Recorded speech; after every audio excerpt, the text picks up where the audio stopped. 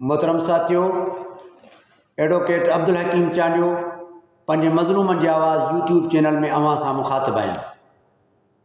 साथियों, इंसाफ़ जी उम्मीद उतां कबी आहे जिते रोशनी नज़र अचे। असांखे इहो ॿुधायो वियो हुयो त अदालतूं इंसाफ़ फ़राहम कंदियूं आहिनि, तंहिंजे करे असां हिन शोबे खे तरजीह ॾिनी ऐं मां बैंक जो मैनेजर हुउसि। मूं बैंक जी नौकरी छॾी। मूं चयो त अदालत में वञी करे उते ग़रीबनि खे इंसाफ़ ॾियारे सघंदासीं, जिते ज़हन ऐं ज़मीर असांजो मुतमइन हूंदो। पर साथियों, अदालतूं उन्हनि जी पोज़ीशन जॾहिं इहा थी वञे त पोइ अॼु कावश अख़बार 21 तारीख़ आहे नवंबर जी, उन में ई इश्तिहार हिकिड़ो छपियो आहे। उहो मां तव्हांखे पढ़ी ॿुधाइण थो चाहियां त उन मां तव्हां सम्झी वेंदव त अदालतूं केॾियूं फ़आल आहिनि ऐं अदालतूं केॾो तेज़ी सां पंहिंजो कमु करे रहियूं आहिनि। अदालत डिस्ट्रिक्ट जज ज़िले जो नालो नथो खणां। सिविल सूट नंबर 7/2024 सुई सिदरन गैस कंपनी लिमिटेड हिकु पब्लिक लिमिटेड कंपनी आहे, जेका कंपनी एक्ट 1913 हाणे कंपनीज़ एक्ट 1984 हेठि क़ाइमु थियल आहे, जंहिंजी principal head officer B/ST 4 block 14 Gulshan Iqbal sir Sulaiman Shah road Karachi ओभर में आहे।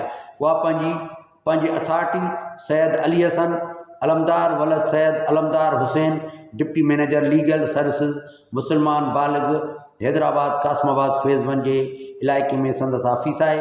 उन जे ज़रिए अदालत में हाज़िर आहे मुद्दई, माना जेको मौक़िफ़ पेश थो करे, प्लेंटिफ वर्सिस बरख़िलाफ़ सोहराब ख़ासकेली वलद पीर बख्श ख़ासकेली बालिग मुसलमान।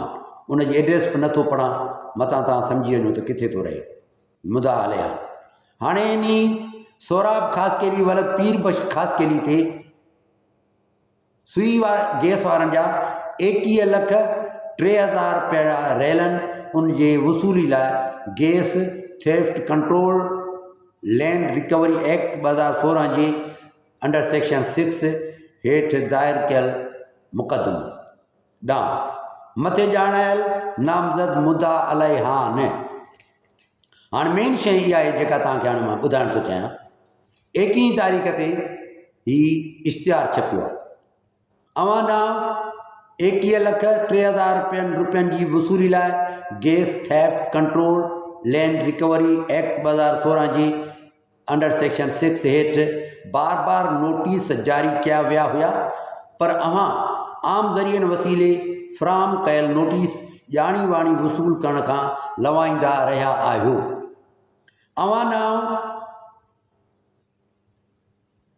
अवां खे हाणे हिन इशाअती नोटिस वसीले इतलाह ॾिजे थो त अवां पाण या पंहिंजे कंहिं वकील जी मार्फत ॿुधणी लाइ मुक़ररु कयल तारीख़ 13/11/2024 8:30 बजे सुबुह 13/11 अॼु काई आहे 21/11 अॼु आहे तारीख़ 21 ऐं अख़बार में पब्लिकेशन थी आहे त उहो सोहराब ख़ासकेली वलद पीर बख्श ख़ासकेली कोर्ट में 13 तारीख़ ते सुबुह जो 8:30 बजे पाण या कंहिं वकील जी मार्फत ॿुधणी लाइ मुक़ररु कयल तारीख़ 13/11/2024 ते सुबुह जो हिन अदालत सां रियादो पेश थिए ऐं लिखत में पंहिंजो को बयान या एतिराज़ जेकॾहिं हुजे दाख़िल करे। न करण जी सूरत में मुक़दमे जी ॿुधणी कई वेंदी ऐं अवां जी गैर मौजूदगी में कानून मूजिबि उनजो फ़ैसिलो ॿुधायो वेंदो।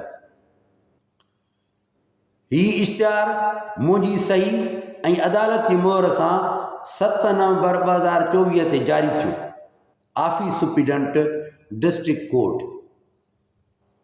हाणे सुप्रीडेंट 7 नवंबर ते सही थो करे ऐं 13 तारीख़ अदालत उन माण्हू खे पंहिंजे अदालत में तलब थी करे, पर उहो छपिजे करे थो अख़बार में, त हाणे इहा डिफिशिएंसी कंहिंजी आहे, अदालत जी आहे या कावश जे मालिक जी आहे। हाणे इहो फ़ैसिलो तव्हां ख़ुदि करियो। जब उन मुदाले खे 13 नवंबर ते अदालत में पेश थियणो आहे, ऐं अॼु नोटिस जेको इश्तिहार छपियो आहे उहो 21 नवंबर ते छपियो आहे। तव्हां ख़ुदि फ़ैसिलो करियो त असांजा इदारा कीअं कमु करे रहिया आहिनि। महिरबानी साथियो, जेकॾहिं मुंहिंजो चैनल तव्हांखे पसंदि अचे त सब्सक्राइब कजो ऐं मुंहिंजो सब्सक्रिप्शन खां पोइ शेयर कजो, ऐं सॼो मुंहिंजो जेको मौक़िफ़ु आहे इहो तव्हां ज़रूरु ॿुधिजो त तव्हांजी महिरबानी थींदी। महिरबानी साथियो।